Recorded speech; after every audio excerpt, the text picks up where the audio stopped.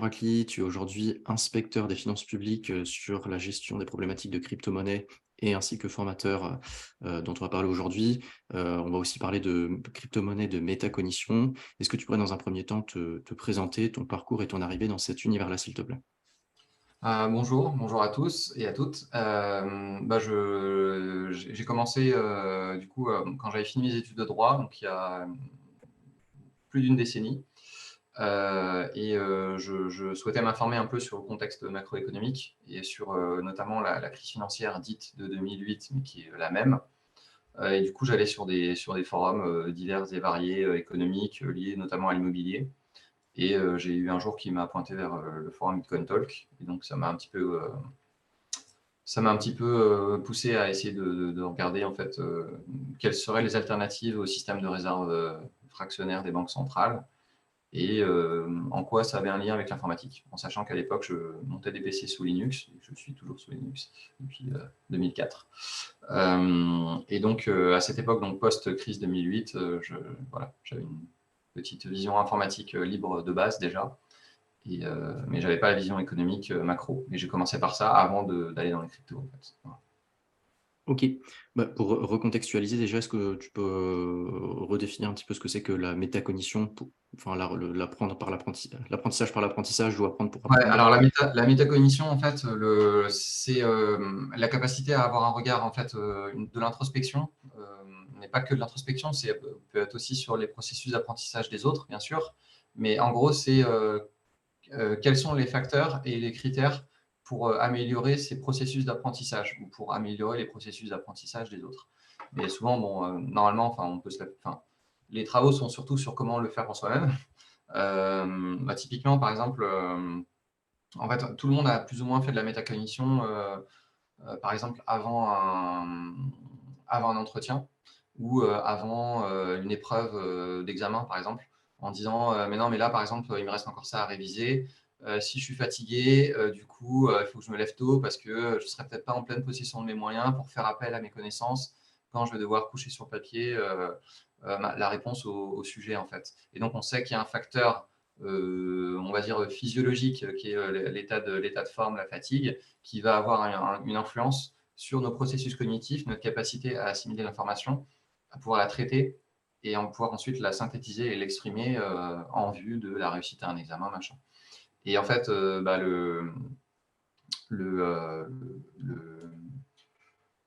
l'aspect physiologique, état de forme, etc., c'est un des aspects. Donc, en fait, il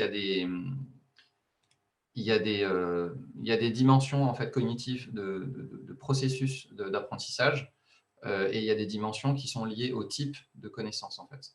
C'est un petit peu compliqué, mais du coup, c'est un espèce de tableau à deux entrées. Euh, En fait, ces réflexions-là, elles ont commencé, alors du peu que j'en ai compris, elles ont commencé surtout la deuxième partie du XXe siècle. C'est souvent aux États-Unis ou dans le monde anglophone, le monde universitaire. En fait, j'avais trouvé en fait une typologie qui résumait, alors je ne sais pas si on ne peut pas partager l'écran, je ne sais pas, mais j'avais trouvé une typologie qui était en fait les cycles de management en fait, de la connaissance. Et en fait, on a le premier type qui est 1993 qui a commencé, en fait, qui dit qu'il faut d'abord en fait, être dans la création en fait, pour apprendre, ensuite sourcer les sources d'informations, ensuite compiler ces sources pour les organiser, ensuite les transformer pour les rendre intelligibles et enfin les appliquer. Donc ça, c'est classification de Whig 1993. Ensuite, on a ZAC 1996, où là, on est sur un process pareil à 5 étapes, mais on est acquisition de l'information, traitement de l'information, sauvegarde de l'information, parce qu'on peut perdre beaucoup de données aussi, etc. Distribution de l'information et enfin présentation de l'information.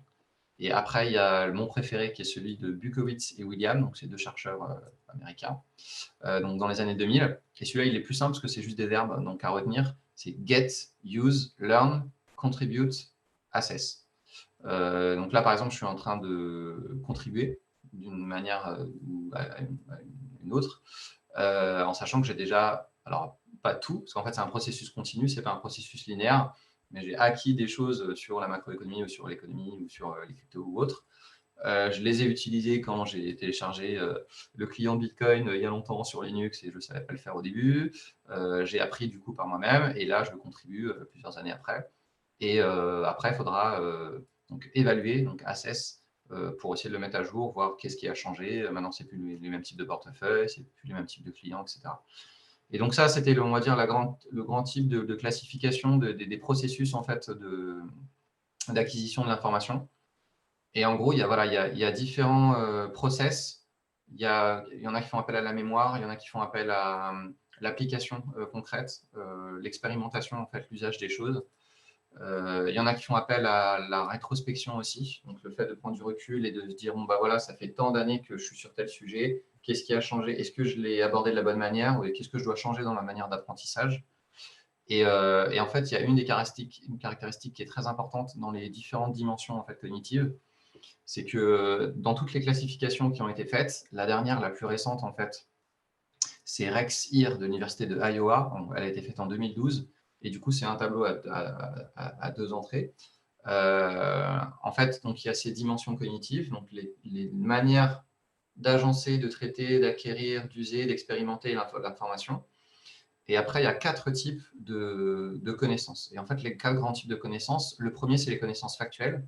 Donc, par exemple, sur les cryptos, ça va être de lister, par exemple, 10 crypto-monnaies et de dire que c'est bien les crypto-monnaies.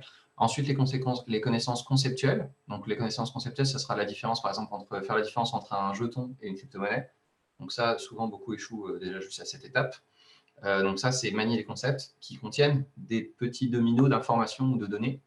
Ensuite, il y a une troisième type de connaissances, c'est les connaissances procédurales. Donc, par exemple, comment je crée un wallet, comment je sauvegarde mes cryptos sur un paper wallet. Et enfin, il y a le quatrième degré de connaissance, c'est les connaissances métacognitives. Donc, c'est comment moi-même je fais attention aux différents facteurs qui vont me permettre d'apprendre mieux les crypto-monnaies. J'essaie de rester sur le secteur des crypto-monnaies, bien sûr. Et du coup, on a quatre dimensions de la connaissance et on a 1, 2, 3, 4, 5,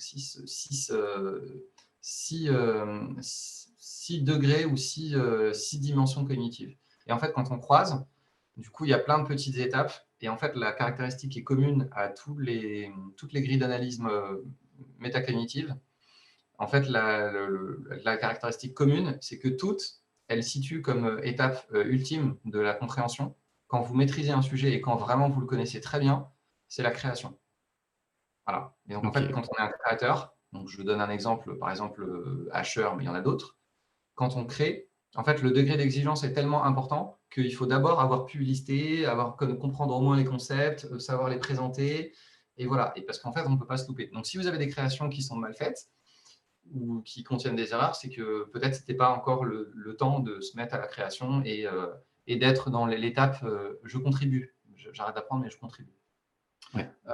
Donc voilà, donc ça m'a un petit peu interrogé sur la manière de comment j'aborde en fait ma propre compréhension en fait, d'abord de la macroéconomie et des questions monétaires, et ensuite comment je viens au Bitcoin. Et en fait, quand je suis arrivé sur le Bitcoin avec le Bitcoin Talk Forum, je me suis rendu compte un peu toutes les questions qu'on a à l'heure actuelle de toute personne no-coiner en général, c'est oui, mais c'est virtuel, oui, mais c'est pas le gouvernement, du coup, est-ce que c'est vraiment de la monnaie et du coup, voilà, par où je commence. Et il ne s'agit pas de savoir lister, par exemple, de faire la différence entre la monnaie sous forme de convention sociale, la monnaie historique, ça peut être des plumes, des coquillages, machin, la monnaie sous forme légale, donc la monnaie ayant cours légal d'un État, la monnaie d'un autre État, c'est la devise, et la monnaie électronique qui est la représentation virtuelle, mais par un organisme agréé qui est une banque ou un prestataire de paiement. Et donc ça, on est juste dans la deuxième case cognitive, savoir lister les choses et différencier les concepts. Et en fait, il ne s'agit pas de le savoir soi-même, il faut savoir l'expliquer et quel est le meilleur axe ou la meilleure approche pour pouvoir l'expliquer aux gens. En fait. Et est-ce que c'est opportun de le faire ou pas? Ou est-ce que les gens devraient plutôt découvrir par eux-mêmes? Il y a toujours ce débat en fait aussi. Et moi, je pense qu'en fait, c'est une vision un peu élitiste. On me l'a reproché encore récemment. Ce qui est paradoxal parce que je fais souvent de la formation quand même. Mais en fait, pour moi, dans l'idée de la formation, et je le fais donc dans l'administration, donc vous vous doutez bien que des personnes qui sont sur, on va dire, le volet répressif de l'État, qui font confiance à des institutions centralisées, qui travaillent pour des institutions centralisées, leur apprendre des choses qui sont virtuelles et qui ont été construites contre les banques centrales, etc. Je pense que c'est le meilleur public pour. Je pense que c'est le plus gros défi, former des gens. Bah, Ouais. je ne pense pas qu'il y ait plus difficile. Bah, Voilà. justement, maintenant qu'on a recontextualisé ce qu'est la métacognition, comment on peut l'appliquer aujourd'hui avec, donc ton point de vue sur, les cryptomonnaies en général, le bitcoin ou même les monnaies, institutionnelles? Bah, déjà, je vais faire de la langue de bois, des trucs vachement conformistes en fait, en réalité, c'est assez marrant. Mais il y a, il y a un truc en fait qui est, on va dire, le slogan non officiel mais officieux, Vires in Numeris, donc la force dans les nombres. Alors, en fait, c'est la force dans la donnée et c'est la force dans la vérification personnelle des faits. C'est don't trust, verify. Et en fait, ça, j'ai remarqué qu'on a une communauté crypto en France qui est émergente, hein, qui est en réalité récente, puisque c'était le désert sidéral avant l'association Blockchain France, qui est devenue Blockchain Partners et qui a été absorbée par KPMG. Ensuite, il y a eu la DAN, etc. Mais ça, on est des années et des années et des années après. Donc en fait, pendant longtemps, ça a été le vide sidéral, il n'y avait pas d'écosystème français, mais dans la communauté, on a une espèce de schizophrénie avec des gens qui ne prêchent que par le don't trust, verify, mais qui ne vérifient pas et qui trust en fait. Ils ne font que ça. Et ils ont tendance à faire ça envers des autorités, des personnes de référence, etc., qui vont se positionner. Mais le travail, c'est un travail d'introspection et c'est un travail personnel en fait. Il n'y a personne qui va vous informer mieux que vous-même en fait. Mais il faut se prendre en main et il faut essayer de le faire soi-même. Mais pour ça, il faut avoir essayer d'avoir un regard critique sur sa propre compréhension des choses, en fait, et avoir une systémique. Et avoir une systémique, c'est d'abord lister les connaissances, avoir des connaissances factuelles, comprendre les concepts de base, comprendre les procédures. Et forcément, quand je dis les procédures, ce n'est pas uniquement les procédures, l'expérimentation par la pratique pour tout, parce que ça, ça prend trop de temps. Mais au moins comprendre les briques de base même sans être développeur, qu'est-ce qu'il faut pour créer une blockchain? Quelles compétences il faudra et quelles sont les personnes qui vont être importantes? C'est quoi les procédures juridiques si jamais on veut monter une boîte qui propose en échange des cryptos? Bon, bah, oui, il y aura des agréments, machin, etc. Ça, c'est des procédures. Et enfin, les connaissances métacognitives. Donc, les connaissances des facteurs qui vont influer sur la manière d'apprendre. Et une fois qu'on a croisé tout ça, on essaie de l'appliquer. Et en fait, pour les cryptos, c'est encore plus dur puisqu'il y a peu. Alors, voilà, il y a des domaines scientifiques certainement qui font appel à plein de disciplines croisées, mais pour les cryptos, c'est quand même assez exceptionnel puisque il y avait sur Internet, c'était un développeur indien, je crois, dans mi-2013-2014 sur Twitter, qui avait fait une taxonomie avec un espèce de diagramme de veine donc, qui croisait plusieurs disciplines et qui mettait à chaque fois les concepts de base de cryptographie et d'informatique. Et on voyait qu'on avait, par exemple, avec les DAO, on a tout ce qui est euh, théorie du contrat social, théorie du choix social, théorie des jeux, on a informatique appliquée, registre distribué, cryptographie asymétrique, algorithme de chiffrement. En fait, on a énormément de choses qui se croisent. On a le droit, forcément, on a les aspects politiques, on a bien sûr la théorie monétaire avec est-ce qu'il faut une monnaie inflationniste, une monnaie désinflationniste ou une monnaie déflationniste, donc les trois types. Est-ce qu'il faut une monnaie fondante ou pas une monnaie fondante? Il y a déjà eu le débat et je pense qu'il va être de plus en plus important. Donc en fait, c'est vraiment croisé et pour les cryptos, c'est vraiment dingue parce qu'il y a le droit, encore une fois, la politique, les registres distribués, donc il y a plein de choses. Donc il faut déjà juste lister à quoi j'ai affaire et c'est quoi les disciplines repères sur lesquelles j'ai besoin d'avoir les connaissances de briques de base. Et surtout, après, il y a aussi des biais cognitifs. Euh, Typiquement, aujourd'hui, si je veux m'informer sur les cryptos, je n'ai pas fait le test, mais il faudrait que chacun le fasse. Par exemple, vous tapez How to learn Bitcoin, etc. Il y a des chances que vous tombiez sur des fondations à but non lucratif créées par des développeurs qui ont créé des protocoles, type Ethereum France, type, pourquoi pas, Blockstream, enfin, c'est à but lucratif, mais bon, voilà, il y a des chances que vous tombiez sur des personnes qui sont dans l'écosystème et qui sont des faiseurs, entre guillemets, mais il y a aussi de très fortes chances que vous tombiez sur des grandes corporations, des gouvernements, des définitions officielles, et qui vont avoir leur biais, puisque forcément, elles vont vous orienter vers, en disant, mais c'est virtuel, c'est pas du tout garanti par l'État, il y a beaucoup d'escroqueries, etc. Moi-même, j'ai souvent, des fois, je tombe sur des définitions officielles ou des publications qui sont faites en interne dans l'administration, et j'essaie de contacter les personnes qui rédigent en leur disant, mais attention, il y a quand même une grosse erreur là, on va passer pour des neuneux, donc c'est pas terrible, donc ça serait bien de la changer ou de la mettre à jour. Mais du Ouais, coup, voilà, il y a toujours des biais, en fait. Il y a mais toujours des biais. Donc, ce processus d'apprendre à apprendre, justement, bah, il est valable pour les particuliers, évidemment, aussi. Mais bah, de ton point de vue, justement, toi qui le vois aussi au quotidien, ce processus-là d'apprendre à apprendre d'un point de vue étatique, par exemple, ou même à l'échelle, je sais pas, des banques centrales, où est-ce que ça en est en novembre 2022 sur les enjeux? en fait, il n'est pas, malheureusement, pour le coup, pour les structures, parce qu'en fait, les structures politiques, parce que c'est une structure gouvernementale, c'est enfin, une structure étatique, c'est des structures politiques. C'est en fait, c'est de mon point de vue, hein, là, on est à l'échelle en fait des, de ce qu'on pourrait appeler dans une logique des diverses théories politiques, des logiques marxistes, voilà, en fait, des structures de domination. En fait, on est plutôt on n'est pas dans le monde scientifique, en fait, malheureusement, parce que, mais c'est pareil pour les grandes corporations et les multinationales, en fait. Le truc, c'est que à la fin, c'est toujours une affaire d'humains et une affaire de réseau entre des humains qui sont organisés dans des réseaux, en fait, des réseaux centralisés jusqu'ici et qui commencent à se distribuer. Mais concrètement, vous êtes très loin, enfin, même dans le monde académique, le monde de la recherche, on a de moins en moins une démarche scientifique et une démarche de recherche. On a une démarche de mon point de vue, hein, c'est ma vision extérieure des choses, c'est je suis tout pourri, mais c'est pas grave, j'ai beaucoup plus publié que toi. Donc je suis meilleur. Voilà. Donc en général, on peut avoir ce type de logique, mais c'est pas des logiques scientifiques en fait. La méthode scientifique, c'est vraiment une méthode, une approche dynamique. C'est factuel. Est-ce que ça peut être critiqué? Est-ce que ça peut pas être critiqué? Est-ce que c'est réfutable? Est-ce que c'est pas réfutable? Est-ce que c'est empirique? Est-ce que c'est basé sur des observations qui pourront être remises en cause ou pas, etc.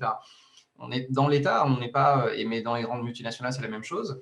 Et donc, y compris dans les groupes d'intérêt, dans les communautés crypto qui existent un peu partout dans le monde, on a les mêmes logiques en fait. On n'est pas sur des logiques d'apprentissage et sur des logiques scientifiques. On est sur des logiques de domination et on est sur des logiques aussi on pourrait appeler ça du FUD, mais de guerre psychologique et de guerre de communication.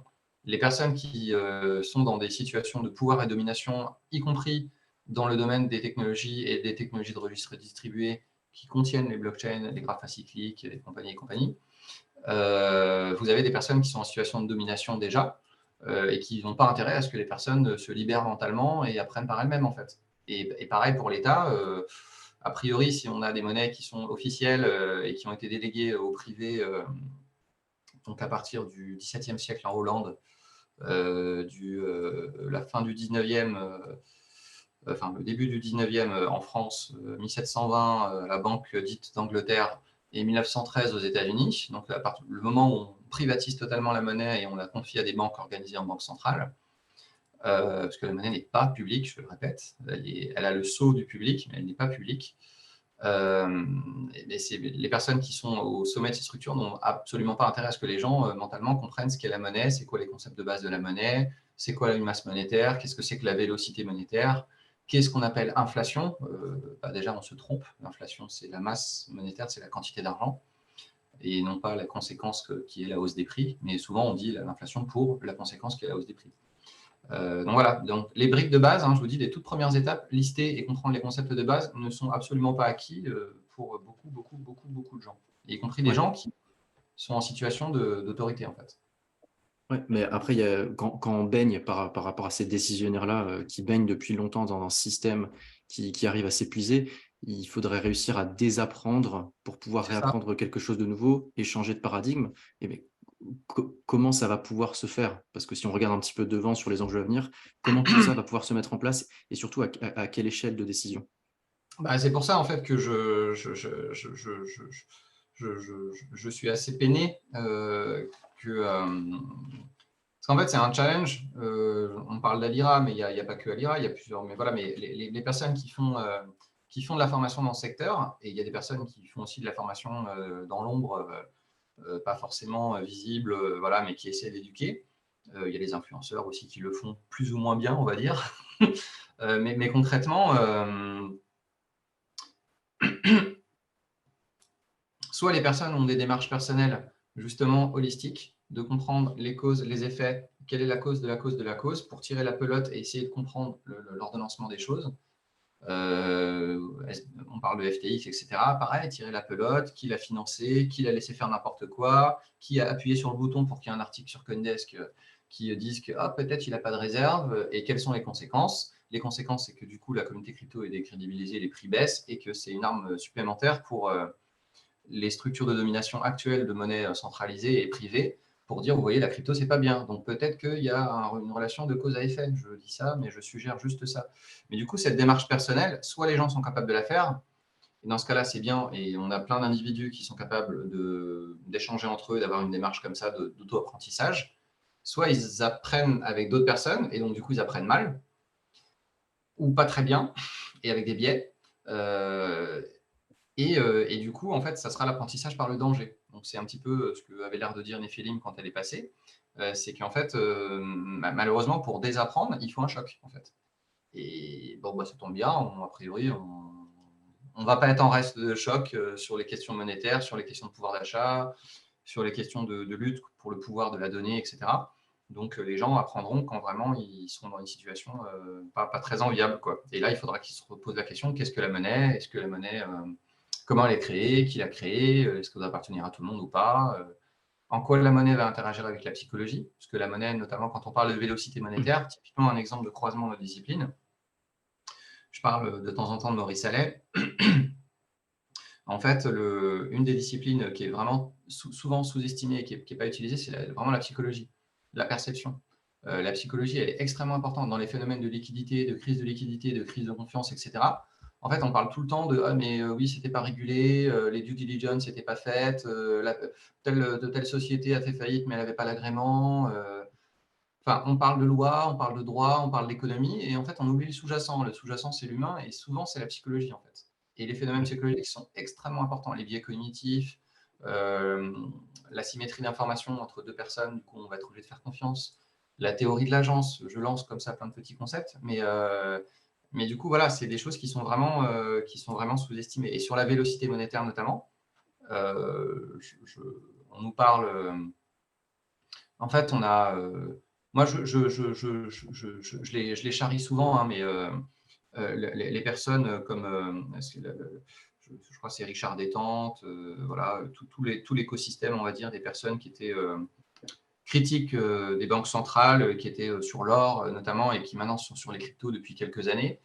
En fait, la perte de confiance dans la monnaie, comment préserver son épargne, etc., c'est bien, mais le sous-jacent, c'est toujours la psychologie, en fait. La psychologie, c'est, notamment sur la vélocité monétaire, le fait de mettre de côté de l'argent dans une période de contexte économique déplorable, de se dire, oulala, j'ai une perte de revenus, donc je vais mettre de côté de l'argent, et donc on a une chute de la vélocité monétaire, on se débarrasse pas facilement de l'argent, on a tendance à le garder. Et en fait, on observe dans les agrégats monétaires à l'heure actuelle, donc ça fait appel à d'autres disciplines, qui est comment je cherche l'information comptable, comment je vais avoir l'information sur la vélocité monétaire, il faut que j'aille, comment je vais avoir l'information sur la masse monétaire, il faut que j'aille sur Webstat, Banque de France, etc., ou sur le site de l'Union européenne, ou j'aille sur le site de la BRI pour voir les agrégats monétaires.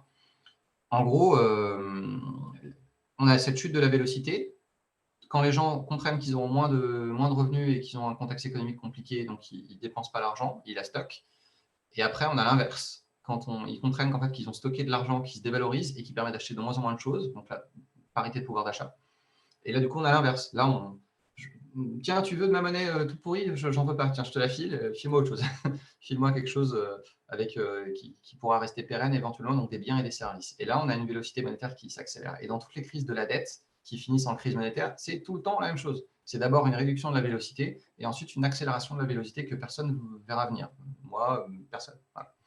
Et là, pour l'instant, on est dans plutôt une vélocité qui s'était arrêtée avec un record d'épargne, etc. Donc voilà, Ouais. je digresse dans plein de sujets, mais voilà, c'est un peu c'était un exemple. Voilà.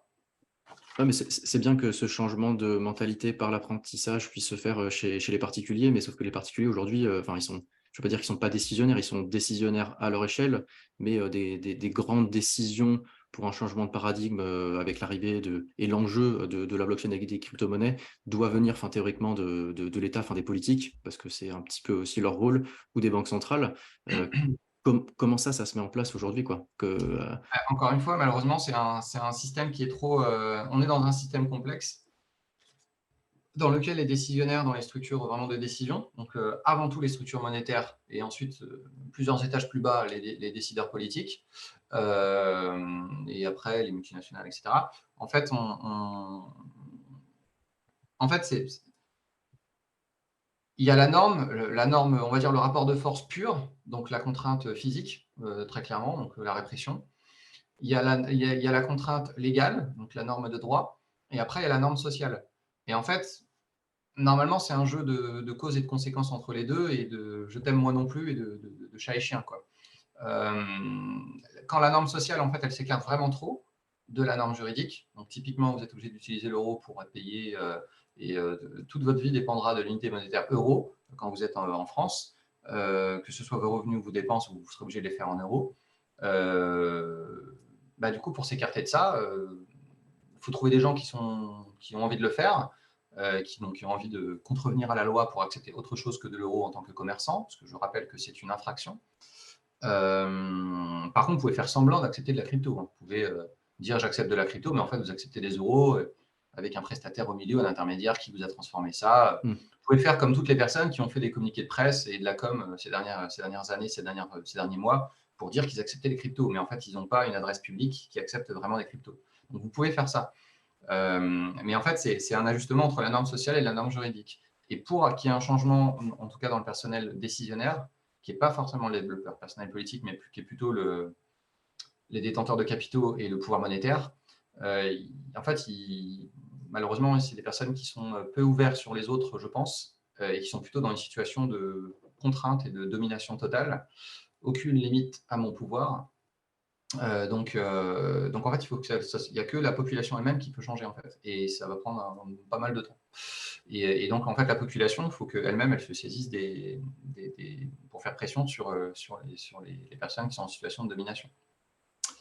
Donc Ouais. voilà. En fait, sur le long terme, en gros, le concept de monnaie en cours légal et d'obligation d'utiliser une monnaie qui appauvrit de plus en plus les gens, ça peut tenir tant que les gens n'ont aucune conscience de ce que c'est la monnaie et tant que les gens ne font pas le lien entre ah mais combien il y a de nœuds sur mon réseau distribué qui va tout changer et qui va me permettre d'être un grand rebelle. Qui a créé ce réseau d'ailleurs au passage, comment il a été créé, etc., etc. Donc pareil, je lance encore deux, trois petites piques qui a breveté le SHA 256, sous quelle licence a été créé le Bitcoin au départ, le Satoshi Pattern, voilà, on va en balancer quelques-unes, mais voilà. Julien Bouteloup, il semblait, avait lancé quelques pics aussi là-dessus, mais il est un petit peu en détresse, mais voilà. Ouais, mais enfin, le réapprentissage, tout ça, des particuliers, enfin, ça, c'est tout ce que tu. Moi, je vois beaucoup de la théorie. Est-ce que les gens aujourd'hui vont être capables de s'intéresser à tous ces sujets-là qui sont pourtant majeurs? Et si jamais ce changement de pouvoir doit se faire par le petit peuple, comment on va pouvoir. Parce qu'il faut qu'il y ait une adoption totale pour pouvoir le faire, alors qu'aujourd'hui, c'est quand même des petits groupements qui sont, on va dire, à droite à gauche, qui restent minoritaires. Et quid du Bitcoin, justement, je t'emmène un petit peu là-dessus, de la réappropriation du pouvoir monétaire aux particuliers de pair à pair, un petit peu décentralisé. Comment tu le vois un petit peu, justement, cette situation Bitcoin sur. Mais c'est pour ça, Je- moi, je prendrais plutôt le concept du Bitcoin. Le concept du Bitcoin, peer-to-peer cash without a trusted party, donc le premier white paper, pas celui qui est publié. En fait, peer-to-peer cash without a trusted party, en fait, l'idée, c'est vraiment, voilà, c'est en tout cas le concept, c'est un pouvoir distribué se réapproprier la monnaie et du coup, avec un design monétaire donc déflationniste, enfin désinflationniste, donc il y a de moins en moins de monnaies supplémentaires qui seraient à créer pour arriver à 20 999 999 unités au bloc, je ne sais plus combien, mais du coup le dernier, enfin pas le dernier, mais le dernier qui généra une récompense de base. ce modèle monétaire, déjà là, il y a un problème, puisque faut comprendre en fait la théorie monétaire de base. Est-ce qu'un système avec une monnaie désinflationniste peut fonctionner? Oui, non, je ne sais pas. Est-ce qu'une monnaie avec un système inflationniste peut fonctionner? Bah déjà, il n'y a pas un seul système inflationniste. En fait, vous pouvez avoir un système inflationniste qui donc crée de la masse monétaire supplémentaire, mais à chaque fois pour les mêmes, qui le reprête à d'autres, du coup s'enrichissent de plus en plus et concentre toutes les richesses. Ça, c'est notre système actuel, qui est un système pyramidal, mais légal. Et on peut aussi avoir un système inflationniste qui crée de la monnaie, des unités supplémentaires, mais de manière symétrique sur chaque portefeuille de chaque personne, et qui n'enrichissent pas, qui ne créent pas des unités uniquement pour quelques personnes pour les reprêter. Ça, c'est plutôt le modèle de l'unitaire, dont notamment Néphilim et moi, on parle souvent. Et après, vous pouvez aussi faire un système totalement déflationniste, où toute la masse monétaire a été créée une bonne fois pour toutes, et il n'y a pas d'unités supplémentaires qui sont créées, et il n'y a aucune récompense qui est donnée à qui que ce soit pour éviter de centraliser le réseau. Ça, c'est le modèle de Nano, notamment, donc, qui n'est pas une blockchain, mais qui est un truc un peu plus avancé. Donc là, déjà, on est juste sur la théorie monétaire. Déjà, sur le Bitcoin, bah, tout le monde ne sera pas forcément d'accord sur savoir est-ce qu'un système désinflationniste qui peut être un bon système monétaire. Ensuite, il y a le concept de théorie des jeux. Comment je lutte contre des attaques diverses et variées sur des réseaux distribués, donc force brute, Sybil attaque, etc. Spam. Comment je fais ça, mais dans un réseau où théoriquement il n'y a pas de chef et qui doit être distribué? Bah, c'est très simple, en fait, il suffit de pousser les gens à être de bonne foi en leur donnant une récompense et en gros à faire une course aux échalotes, donc une course aux armements. En fait, on augmente le coût de l'attaque, donc avec soit une preuve de travail dans le modèle du Bitcoin, soit une preuve d'enjeu dans le modèle d'Ether maintenant. Mais dans tous les cas, vous êtes obligé d'avoir un coût, une défense, si vous voulez participer au réseau. Comme ça, vous y participerez de bonne foi. Mais du coup, vous avez une récompense. Mais du coup, vous récompensez les gens qui ont déjà des moyens au départ. Donc, vous avez un phénomène de concentration progressif. Et du coup, vous n'avez pas votre concept de base qui tiendra sur le long terme. Et c'est mon point de vue personnel. Donc, ce que j'appelle les monnaies préhistoriques, donc les blockchains en preuve de travail ou en preuve d'enjeu, pour moi, c'est la préhistoire et ça m'intéresse vraiment de moins en moins. Ce qui m'intéresse par contre, c'est comment on peut maintenir un registre distribué qui soit réellement distribué, donc pair à pair, et dans lequel on n'a pas ce phénomène de concentration des pools, soit des pools de staking, soit des pools de mining, mais sans avoir d'attaque. Et ça, c'est extrêmement dur à faire, parce que du coup, si vous avez un système qui est vraiment distribué et dans lequel il n'y a pas de récompense, du coup, vous pouvez spammer le réseau. Donc, en fait, la nouvelle frontière pour vraiment faire un réseau distribué, c'est essayer de lutter contre le spam, mais sans donner de récompense aux gens, en fait. Et il y a des techniques envisageables. Il y a des technos là qui s'en rapprochent aujourd'hui de ça? Oui, Est-ce que oui. tu surveilles des... Oui. Pardon? En gros, vous devez mettre des espèces de barrières. Et encore une fois, on va dire que les deux logiques qui s'affrontent, de mon point de vue, c'est une logique qui n'est pas pérenne, qui est ce qu'on appelle la course aux armements. Donc, augmenter le coût d'une attaque et forcer les gens à être de bonne foi en leur donnant des récompenses, mais en augmentant le coût en fait, de participation au réseau de plus en plus. Même s'il y a un réajustement de la difficulté, ce que je vois déjà les critiques d'ici, les gens qui vont m'expliquer comment fonctionne le Bitcoin. Mais donc, c'est une logique plutôt de augmenter le coût de l'attaque et une autre logique qui serait plutôt baisser le coût de la défense. Et en fait, vu le contexte actuel, et le contexte actuel, je ne parle pas du minage, hein, je parle globalement des réseaux informatiques. Les réseaux informatiques, c'est juste des architectures de télécommunications, enfin des infrastructures de télécommunications qui reposent sur des tuyaux de matières premières et des flux d'énergie, en fait. Et par personne, je reviens sur le MIT, les limites à la croissance, le rapport du Club de Rome, etc. La planète, elle est finie. Donc voilà, en fait, si vous faites tout votre système macroéconomique et monétaire qui repose sur des infrastructures de télécom, qui repose sur une consommation croissante des ressources et des flux d'énergie, déjà, vous avez un problème, en fait. Il faut que vous ayez de la low-tech partout, normalement. Et pour avoir de la low-tech, vous ne pouvez pas avoir un réseau crypto low-tech avec de la preuve d'enjeu ou de la preuve de travail. Ça n'existe pas, en fait. Ça sera forcément quelque chose qui est extrêmement léger, dans lequel il n'y a pas de récompense et tout le monde peut participer, en fait. C'est une vision totalement naïve et utopique, hein. Je concède volontiers qu'entre la théorie et la pratique des développeurs informatiques, il y a un monde, mais de mon point de vue, c'est ça l'ambition, en fait. Et de toute manière, si on n'a pas cette ambition, on dégustera et en fait, tout sera débranché et on aura Internet en noir et blanc. Voilà. Yes. On va arriver sur la fin de l'interview. Akli, j'avais une dernière question un peu plus générale dans le contexte politique, économique, financier qui est très compliqué aujourd'hui et qui s'essouffle. Quels vont être les enjeux? Alors, sans boule de cristal, évidemment, avec des hypothèses, mais selon toi, quels sont les enjeux majeurs voilà, pour pouvoir faire une transition plus organique sur un système et à l'échelle France ou internationale?